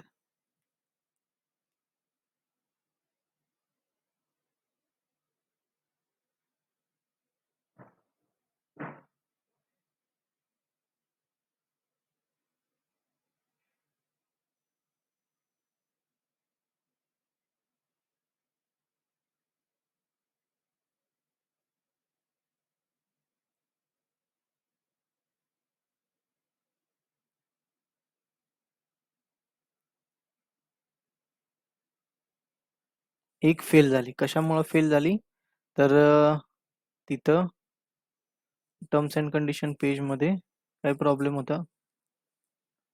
Element click interrupted. Element click interrupted. इथं जो span class span click not are available on the point div class receive, इथं click interrupted problem आलेला आहे. कुणाला click interrupted आहे problem, कुठल्या लाईनला, कन्सोल मध्ये बघू आपण. टर्म्स अँड कंडिशन पेज बघा, इथं दिसते कुठं, पेज होम पेज मध्ये 42 1242. नाही नाही नाही, इथं काय केलं आपण, click on user icon, click on terms and condition page मध्ये terms and condition button click केले. इथे युजर बटनवर क्लिक केले. युजर बटन जो आहे तो क्लिक होत नाहीये, क्लिक इंटरप्टेड म्हणतंय. तर इथं काय करू, सिंपली आपण जावास्क्रिप्ट क्लिक करू. बघूयात जावास्क्रिप्ट क्लिक वर्क होते का इथं. युजर बटन, ठीक आहे, बघूयात काय होतं इथं. एकदा क्लिक केल्यानंतर युजर बटनवर, आणि नंतर इथं पण टर्म्स अँड कंडिशन पेजवर सुद्धा 42 42 लाईनला प्रॉब्लेम होता. इथं तुम्ही बघाल होम पेज मध्ये, इथं void terms and condition page home page test मध्ये 42 लाईनला प्रॉब्लेम होता. मग इथं तुम्ही डायरेक्टली रिडायरेक्ट होऊ शकता. बघा इथं 42 लाईन, ही जे युजर आयकॉनवरच क्लिक होत नव्हतं प्रॉपरली. फक्त एकच टेस्ट केस रन करून बघू, हीच वाली.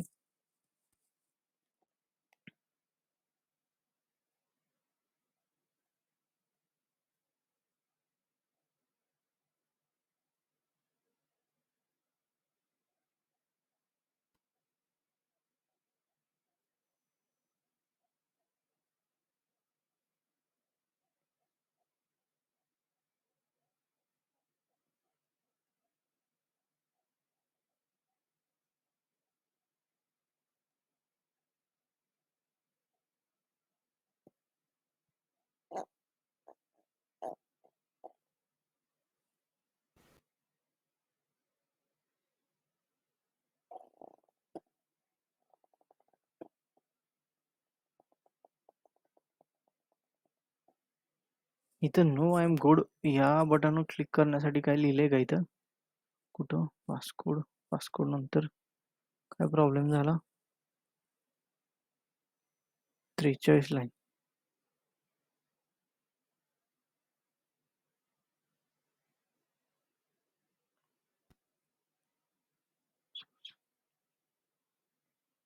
ओके.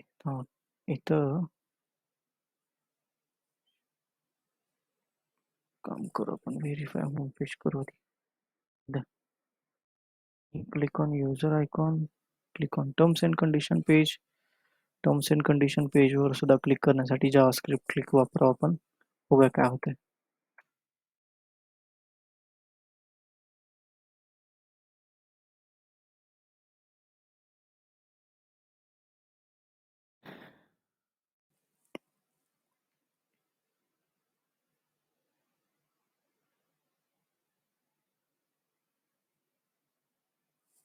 थोडा लोड घेते ऍप्लिकेशन.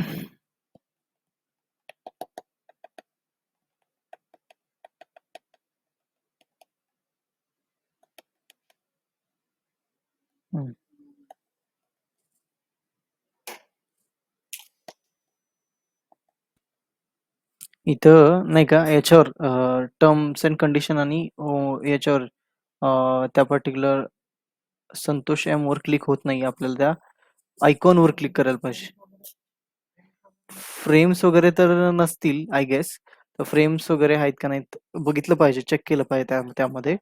वरून तिथं माऊस ओव्हर केला पाहिजे. पहिलं तर माऊस ओव्हर करून क्लिक केलं पाहिजे. असं केलं पाहिजे आपल्याला. ऍक्शन क्लास यूज केला पाहिजे. जावास्क्रिप्ट यूज करून काही फायदा नाही त्याला. ऍक्शन क्लास यूज केला पाहिजे त्याला सिम्पली. 43. आता या पर्टिक्युलर याच्यावर क्लिक ऑन टर्म्स पेजवर प्रॉब्लेम झाला. युजर आयकॉन टर्म्स पेजवर प्रॉब्लेम झाला. ठीक आहे, इट्स ओके. काय करायचं सेंड केस?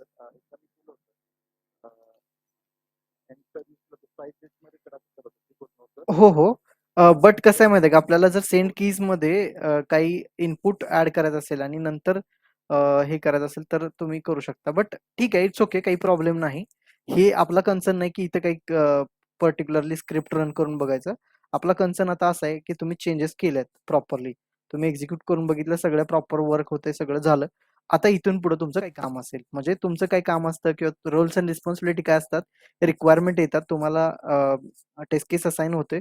टेस्ट केस मधून तुम्ही टेस्ट केस लिहिता, स्टेप वाईज तुम्ही पर्टिक्युलर मॉड्यूल अचीव करता फंक्शनल टेस्टिंग. आणि ज्या वेळेस तुमचं काम कम्प्लीट होईल त्यावेळेस तुम्ही काय करता, तुमचं काम पुश करता रिपॉझिटरीवर. आता इथून पुढे आपलं काम करूयात. ठीक आहे, हे बाकीचं जे स्क्रिप्टिंगचं काम आहे ते तुम्ही करा होतं. चालते का, की करून देऊ मी?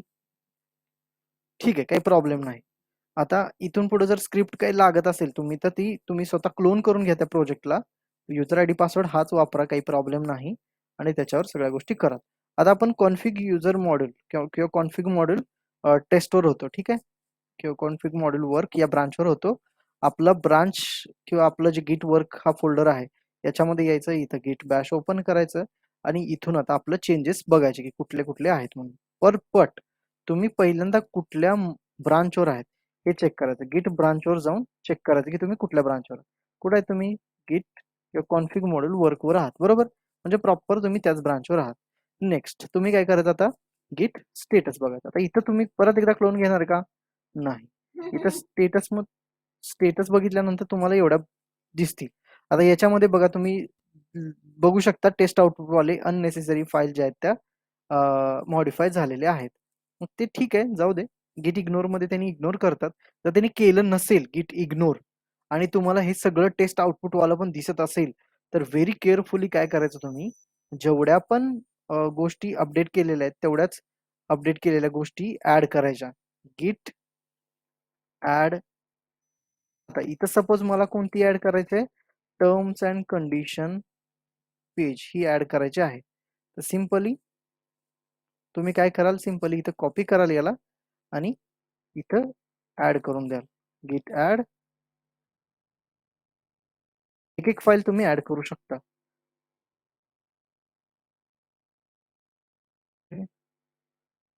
बघा गिट स्टेटस बघा.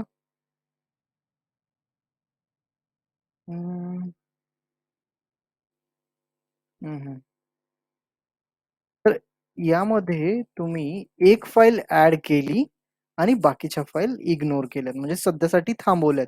मग जेवढ्या फाईल ऍड केलेल्या आहेत ना, तेवढ्याच फाईल तुम्ही काय करू शकता, पुश पण करू शकता.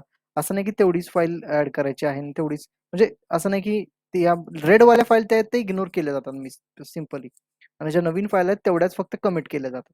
मग तुम्ही सिम्पली तसे एक एक एक एक ऍड करत चला, किंवा गिट ऍड डॉट करा, सगळ्याच फाईल ऍड होतील. तर त्यांनी गिट इग्नोर मध्ये, तेव्हा गिट इग्नोर आहे त्याच्यामध्ये जर टेस्ट आउटपुट वाला जर इग्नोर केलं असेल तर तो ऑटोमॅटिकली ते तुम्हाला दाखवणार पण नाही. गिट कमिट -m माय वर्क नाव दिलं माय, सपोज माय वर्कच्या ऐवजी सिंपली तुम्ही लिहायचं TC टेस्ट केस होम पेज टेस्ट केस क्लासमध्ये TC3 ऍड केलेली आहे. TC3 ऍडेड टेस्ट केस 3 इनसाइड कुठं, होम पेज टेस्ट केस मध्ये. तर असा मिनिंगफुल मेसेज द्यायचा आणि एंटर करायचा. केलात की ऑटोमॅटिकली सगळ्या गोष्टी ऍड होतील, आणि नंतर गिट पुश करायचं. पुढे काय करायचं, गिट पुश डायरेक्टली करा. तुम्ही कॉन्फिग मॉड्यूलर आहे त्यामुळे गिट push origin config module work असं लिहायची गरज नाहीये. डायरेक्टली गिट पुश केला तरी ऑटोमॅटिकली तिथंच पुश होतील जिथं कॉन्फिग मॉड्यूल आहे तिथं. आता ज्यावेळेस तुम्ही पुश कराल तर प्रॉपरली तिथे सगळ्या गोष्टी अपलोड होतील, आणि तुम्ही त्या गोष्टींना काय करू शकता, आता मर्ज करू शकता, म्हणजे मास्टर मध्ये कन्वर्ट करू शकता. त्याच्या अगोदर एकदा स्टेटस चेक करा तुम्ही ऑटोमॅटिकली. हा, ऑटोमॅटिकली काय माहितीये का, इथं क्रेडेन्शियल सेट आहेत माझ्या सिस्टीमला. इथं दिसतंय बघा क्रेडेन्शियल OX की चेन, त्यामुळं इज ऑलरेडी आहेत, त्यामुळे ते ऑलरेडी सिस्टीमला एकदा सेट केले की ऑटोमॅटिकली सेट राहतात. ठीक आहे. हा हा, नाही पहिल्यांदा मी गिट ऍड केलं. हा, गिट स्टेटस बघितलं, रेड वाल्या फाईल कोणत्या आहेत बघितल्या, त्यानंतर ऍड केलं, नंतर ऍड केल्यानंतर कमिट केलं, कमिट केल्यानंतर पुश केलं. हा, ऍड कमिट पुश एवढंच. नंतर गिट स्टेटस किंवा status add commit push status असं बघा तुम्ही. स्टेटस म्हणजे फक्त चेक करायचं काय जर राहिले का, फक्त एवढंच. ठीक आहे, पुश केलं, संपलं काम झालं. इथं आता जायचं कुठं, रिमोट रिपॉझिटरीवर जरा थोडस चेक करायचं. इथं कॉन्फिगर मॅट रिसेंटली अपडेटेड, म्हणजे ते ऑटोमॅटिकली रिफ्रेश होतं म्हणा. इथे तुम्ही कॉन्फिग मॉड्यूल मध्ये चेंजेस झालेला बघू शकता की कॉन्फिग मॉड्यूल वर्क यामध्ये काही चेंजेस ऍड झालेले आहेत. आता जस्ट चेंजेस केलेले आहेत. तुम्ही काय करू शकता, मर्ज करू शकता कुठं, मास्टरला. त्याच्यासाठी पुल रिक्वेस्ट क्रिएट करावी लागते. PR म्हणतात त्याला शॉर्ट फॉर्म मध्ये. Create a PR request, pull request. याच्यामध्ये न्यू PR रिक्वेस्ट क्रिएट करा तुम्ही. यामध्ये ओरिजिन कोणतं आहे, बेस कोणतं आहे, मास्टर, आणि कुठून करायचं तुम्हाला, कम्पेअर करायचं कुठून, कॉन्फिग मॉड्यूल वरून. हे चेक करा. ऑटोमॅटिकली इथं तुम्हाला जे पण चेंजेस दिसतील ते चेंजेस तुम्हाला इथं समजून जातील. कोणते कोणते चेंजेस केलेले आहेत तुम्ही, कशा पद्धतीने ऍड झालेला आहे, आणि सगळ्या गोष्टी तुम्ही ऍड करू शकता. इथं कम्पेअर करायचं प्रॉपरली, जे नेसेसरी आहे तेवढंच ठेवायचं आणि क्रिएट करून टाकायचं. खाली शेवटला तुम्हाला ओनर वगैरे चेक करायचा असतो. इथं इथं तुम्ही ओनर वगैरे किंवा प्रिव्ह्यूवर कोण प्रिव्ह्यू करणार आहे, रिव्ह्यू कोण करणार आहे, रिव्ह्यू मॅनेजर वगैरे हे ऍड करावं लागतं. इथं बघा रिव्ह्यूवर्स म्हणून आहे, इथं रिव्ह्यूवर्स मध्ये रिव्ह्यूवर ऍड करावा लागतो तुम्हाला. रिव्ह्यू सपोज रिव्ह्यूवर तुम्ही यूज करू शकता इथं. आता इथं कोणच नाही त्यामुळे काही प्रश्न नाहीये. आणि create pull request, reviewer add केला की जेव्हा त्यांना रिव्ह्यू करतो तो मॅनेजर, रिव्ह्यू मॅनेजर, तेव्हा त्या पर्टिक्युलर रिक्वेस्टला रिव्ह्यू केल्यानंतर त्यानं चेक केल्यानंतर तो सांगतो की ऑल सेट आहे, मी अप्रूव्ह करतो तुझ्या मर्ज रिक्वेस्टला. आणि तुम्ही अप्रूव्ह केल्यानंतर मग मर्ज पुल रिक्वेस्ट करायची आणि कन्फर्म मर्ज करायचं. तुम्ही मर्ज करायला लागतं, तो फक्त रिक्वेस्ट अप्रूव्ह करतो. कोणती रिक्वेस्ट, पुल रिक्वेस्ट. ठीक आहे, पुल रिक्वेस्ट अप्रूव्ह झाली. आता मास्टर मध्ये सगळ्या चेंजेस जे आहेत ते मर्ज झालेले आहेत. तिथं मर्ज म्हणून मेसेज आलाय तुम्हाला, प्रॉपरली सेम असंच होऊन जातं. समजते. आणि तुमची वर्किंग जी फाईल असते बघा, ती फाईल क्लीन असते. ऍडेड इथं कमिटचे नाव पण दिलेले आहेत. इनिशियल कमिट मध्ये काय होतं आणि तुम्ही कशा पद्धतीने कमिट केलेले आहे ते. कमिट्समध्ये पण कमिट सेक्शन असतो एक, त्यामध्ये तुम्ही प्रत्येक कमिट चेक करू शकता की कोणतं कसं कधी कधी ठेवलेलं आहे ते. ठीक आहे.